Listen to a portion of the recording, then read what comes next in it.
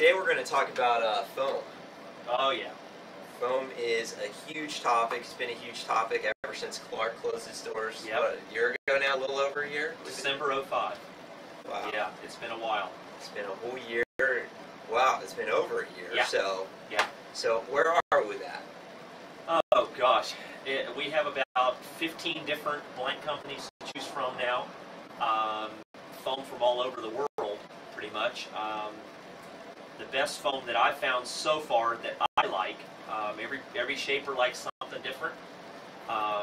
What I like is I like the Rhino foam and the Texel foam out of Brazil. And they're the whitest and lightest and strongest that we found so far. We're hoping to be able to start using some foam from the States.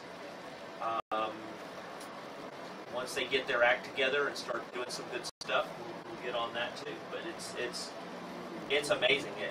As a shaper, I've had to learn, almost had to relearn how to shape. It's almost like when I first started, the blanks were thicker and bigger, and it was crazy.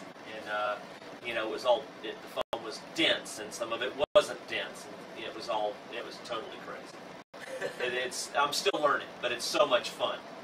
It's so much fun. So what you're saying is, like, on shortboards, there may be a certain foam company that works better than, like, Fishes or Fun Shapes. You might use something that might be a little denser. Wow, yeah. Actually, that's true. Shortboards, I'm using a lot of Texel because it's a little bit denser, but it's lighter, and actually the Texel floats better. So we're able to get these really potato chip boards that actually have a little bit of float, which is what you guys have been wanting forever. Yeah. But it's also kind of cool because we're able to glass them lighter and playing around with some different stuff in that. But we'll talk about that some other time. The Fun Shapes and longboards tend to be more the Rhino foam. Some shortboards in the Rhino foam. I mean, it's good stuff, But the Texel, if you want a board that floats better than your normal board, and you get a little bit more pop to the board, then definitely request Texel blanks from me or any other shaper. They're just good stuff, and they're the only ones that float better. Yeah, I also noticed they're a lot stronger too. They seem to be, a little bit. What they'll do is they'll dent right off the bat. Your first time out on it, it'll dent pretty good, but after that, it's done. It doesn't really dent anymore. Right.